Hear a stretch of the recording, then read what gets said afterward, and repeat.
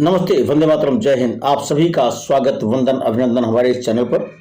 अगर अभी तक चैनल को सब्सक्राइब नहीं किया तो कृपया सब्सक्राइब कर लीजिए, ताकि आपको जो आने वाली वीडियोस हैं या जो हम वीडियोस अपलोड करते हैं उसका नोटिफिकेशन आपको मिल जाए और आप भी इंफॉर्मेशन जो हम देते हैं हो सकता है पहले जानते हो, अगर नहीं जानते हैं तो सुविधा रहेगी, समाज के अन्य लोगों को भी हम लोग जागरूक कर सकते हैं।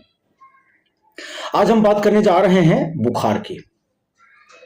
बुखार आमतौर पर सबको हो जाता है, जुकाम बुखार कह सकते हैं, वायरल हो गया, कुछ लोग अपना छींकते हुए रह जाते हैं, लेकिन इस बुखार को हल्के में नहीं लेना चाहिए।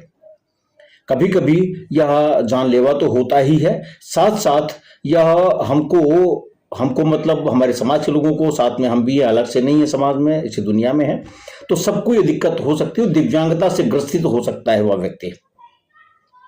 आज हम जिस बुखार के बारे में बात करने जा रहे हैं वह है इंसेफ्लाइटिस, और यह हमारे मस्तिष्क को प्रभावित करता है, वायरस संक्रमण से होता है और दिव्यांगता का कारण भी बन सकता है। अगर हम ये जानना चाहें कि इंसेफ्लाइटिस है क्या, तो मोटे मोटे शब्दों में, चूंकि मैं डॉक्टर नहीं हूं और न ही कोई वैज्ञानिक हो, तो इसलिए चूंकि हम अपने जागरूकता के लिए ये वीडियोस बना रहे हैं, तो मुझे लगता है कि मोटे मोटे शब्दों में ही समझाना चाहिए। इंसेफ्लाइटिस जो होता है, जैसा विशेषज्ञों का कहना है कि ये मस्तिष्क की एक सूजन आ जाती है, जो प्रायः वायरस से या संक्रमण से होती है। इसके लक्षणों की अगर हम बात करें तो तेज बुखार भी हो सकता है, सिर दर्द हो सकता है, दौरे भी आ सकते हैं, उलझन और याददाश्त की कमी, और बोलने में भी कठिनाई हो सकती है। हो सकता है कि आदमी बुखार से ठीक हो गया हो, लेकिन जो बाद में होते हैं उनमें लकवा भी हो सकता है बाद में, और याददाश्त की कमी तो मैंने अभी चर्चा किया ही है। व्यक्तित्व में बदलाव आ जाता है, उसके बोलने में कठिनाई होती है और लगातार वो आदमी थकान महसूस करता है। ये सिचुएशन रहती है।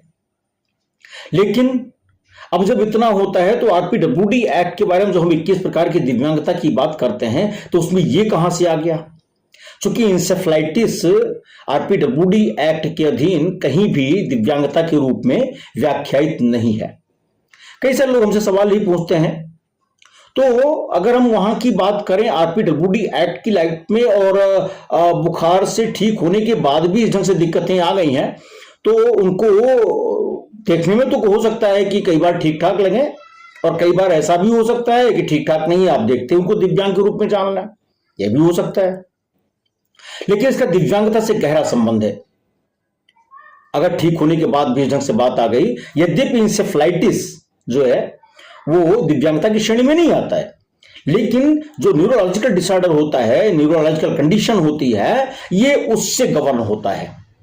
और इस प्रकार जो आरपीडब्ल्यूडी एक्ट बोलता है 21 प्रकार की दिव्यांगता की श्रेणी में, वहां न्यूरोलॉजिकल डिसऑर्डर या न्यूरोलॉजिकल कंडीशन, उसके तहत ये गवर्न हो जाता है। तो अपना असेसमेंट बोर्ड में जब बंदा जाएगा तो वहां पे अपना देखेंगे, वो असेसमेंट करेंगे। लेकिन अगर ऐसी स्थिति आती है तो ऐसे व्यक्तियों को लकवा भी हो सकता है, कपकपी भी आ सकती है, संतुलन की समस्या भी हो सकती है, जैसे खड़ा ना हो पाना या ऐसे गिर जाना, ऐसे हो सकता है। याददाश्त की कमी मैंने कहा वो हो सकती है। पता लगा कि एक व्यक्ति एक रास्ते से गया और लौटते समय रास्ता वो भूल गया। कई बार ऐसा होता है कि आदमी जो ये बुखार है, इंसेफ्लाइटिस से इससे पीड़ित नहीं है, फिर भी कई बार ऐसा होता है उम्र के कारण वो व्यक्ति रास्ता एक बार गया और फिर भूल गया, तो वो दूसरा विषय है भूलने का। लेकिन यहां पर इसके कारण ये होता है, दोनों में थोड़ा सा अंतर है। साथ में जो एक डिप्रेशन जिसको हम कहते हैं, अवसाद की स्थिति भी हो सकती है।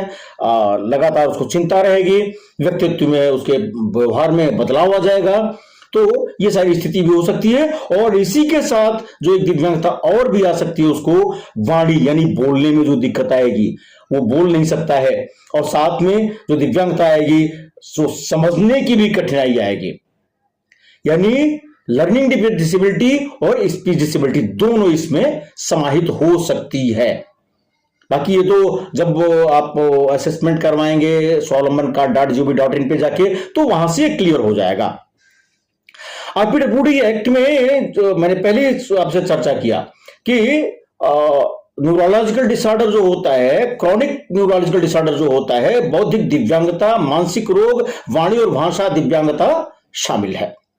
इसका मतलब यह है कि जो इंसेफ्लाइटिस से प्रभावित लोग हैं वो लोग सरकार द्वारा जो लाभ दिया जा रहा है उसका फायदा उठा सकते हैं, क्योंकि हम एक समावेशी भारत की कल्पना करते हैं और जितने भी हैं कोई भी अनावश्यक नहीं है, वो चाहे दिव्यांग हो, चाहे कुष्ठबाधित हो, या सामान्य लोग हों, या किसी भी जात धर्म से हो, किसी को भी हो सकती है। इसलिए हम जब दिव्यांगता की बात करते हैं तो उसमें कोई जाति भेद हम नहीं करते हैं और होना भी नहीं चाहिए। जाति के आधार पर दिव्यांगता का निर्धारण नहीं हो सकता है। लेकिन अगर इस ढंग से बात आ रही है, डिसेबिलिटी सर्टिफिकेट आपके पास है, तो आप आरक्षण का भी लाभ ले सकते हैं। और अभी आपने देखा होगा माननीय उच्चतम न्यायालय ने भी जजमेंट दिया था कि बार काउंसिल में भी दिव्यांगों का प्रतिनिधित्व होना चाहिए। अभी आपने देखा था यूजीसी का जो आया था जिसमें लोगों ने कुछ बड़ा विरोध किया, उसमें भी दिव्यांगजनों को प्रतिनिधित्व देने की बात आई थी इक्विटी कमेटी में। हालांकि सुप्रीम कोर्ट ने उस पर रोक लगा रखी है, देखिए बाद में क्या होता है। कुछ लोग तो ये कह रहे हैं कि साहब यूजीसी सहित कई सारी संस्थाओं को समाप्त करके नया कुछ बनेगा। खैर क्या होता है ये एक भविष्य की बात है, इसके बारे में कोई चर्चा नहीं कर सकते हैं। लेकिन ये जरूर रहेगा, समाज में हम रहते हैं तो समाज में हमारे आसपास परिवार में भिन्न भिन्न तरीके के लोग रहते हैं। उनको हम डिस्क्रिमिनेट ना करें बल्कि उनको शिक्षित करें, रोजगार परक बनाएं। आर्थिक सहायता सरकार देती भी है, सामाजिक सुरक्षा जैसे उनको जब डिसेबिलिटी सर्टिफिकेट मिल जाएगी तो उनको पेंशन भी मिल सकती है, डिस्क्रिमिनेट नहीं किया जा सकता उनको। फिर आरपीडब्ल्यू एक्ट की जितने प्रावधान है दिव्यांग अधिकार कानून 2016 के, वो भी उन पर लागू हो जाते हैं और उसका लाभ वो ले सकते हैं।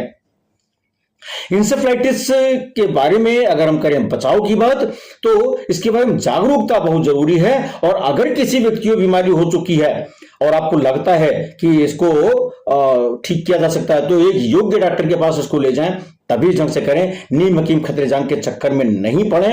और अगर दिव्यांगता उसको बनी हुई है तो उसको अपने अधिकारों के लिए आगे आना चाहिए, उसके परिवार को भी आगे आना चाहिए। और आइए हम सब भी मिलकर के समाज को एक अच्छी दिशा में ले जाएं, एक समावेशी भारत की स्थापना करें, समुन्नत हो देश, इसी भाव के साथ जय हिंद, नमस्ते, वंदे मातरम।